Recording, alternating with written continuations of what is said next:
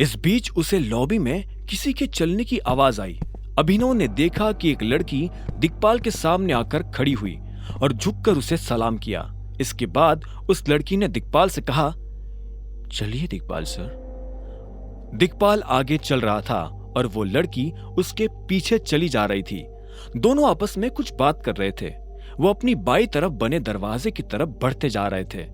अभिनव ने भी उसके पीछे जाने की ठान ली थी, लेकिन इससे पहले कि वो दिक्पाल का पीछा कर पाता, इतने में एक हाथ ने अभिनव के कंधे को जकड़ लिया।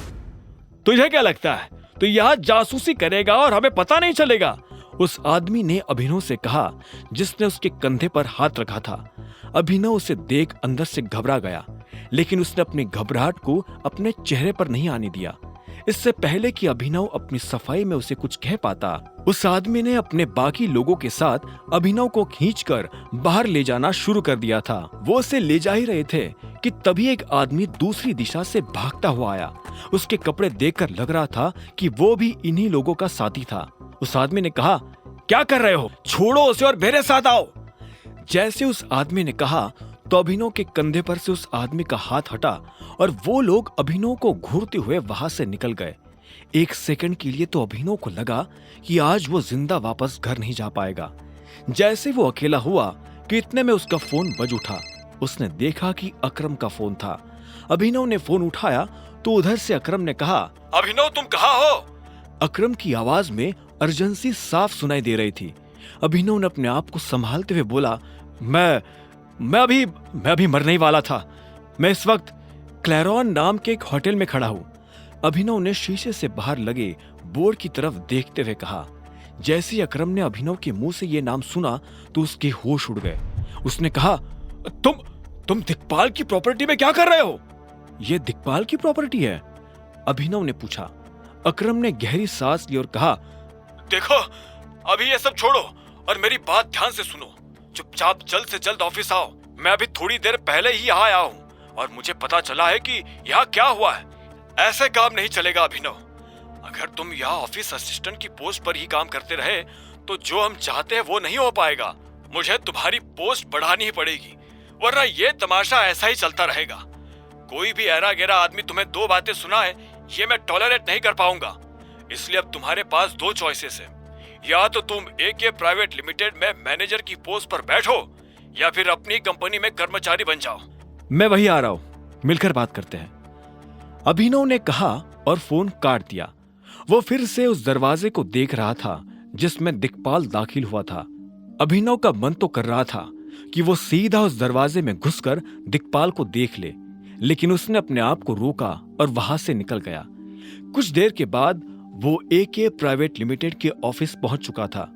उसे कंपनी से निकाले जाने की खबर पूरे ऑफिस में आग की तरफ फैल चुकी थी। ऐसे में जब सभी ने अभिनव को वापस ऑफिस में देखा तो उनकी आंखें फटी की फटी रह गई। अब अगर इस हालत में अकरम अभिनव को फिर से अपनी कंपनी में काम पर रख लेता तो सारे कर्मचारियों को यह बात समझने में देर नहीं लगती कि अभिनव और अकरम के बीच कैसा रिश्ता है। अकरम अभिनव के साथ आगे क्या करने वाला था, अब सभी लोगों की नजरें बस इसी बात पर टिकी हुई थी। अभिनव ने किसी से नजर नहीं मिलाई और सीधा अकरम के कैबिन की तरफ बढ़ने लगा। तुम्हें पता है, अगर मैं तुम्हारी कंपनी में काम करता रहा तो मेरे लिए चीजें कितनी आसान होगी? अभिनव ने अकरम से पूछा। वो अकरम के कैबिन में लगे सोफा पर बैठा हुआ था। अकरम ने कहा, मैं जानता हूं, मैंने खुद इस बारे में बहुत सोचा, लेकिन मैं ये भी नहीं देख पाऊंगा कि कोई साधारण सा मैनेजर तुम्हारी इंसल्ट करे।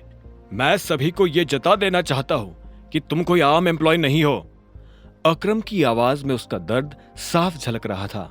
अभिनव ने कहा, लेकिन तुम मुझे अचानक से मेरी ही कंपनी में काम करने के लिए क्यों भेजना चाहते हो?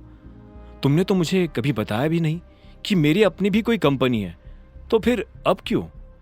यह सवाल सुनकर अकरम एक पल के लिए शांत हो गया। उसने एक गहरी सांस ली और कहा, मुझे अभी कुछ खबर मिली है। दिक्पाल तुम्हारी कंपनी की मेन सेक्रेटरी से मिला था।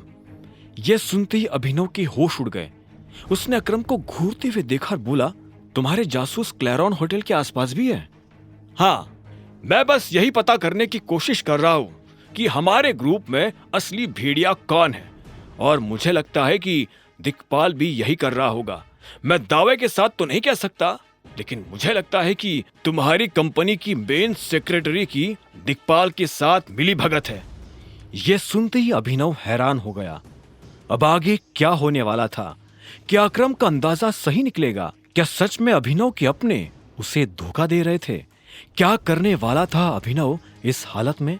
आगे की कहानी जानने के लिए देखें अगला एपिसोड सिर्फ पॉकेट एफएम के यूट्यूब चैनल पर, और द रिटर्न ऑफ टाइगर के सारे एपिसोड्स को सुनने के लिए डिस्क्रिप्शन में दी लिंक से डाउनलोड करें पॉकेट एफएम ऐप।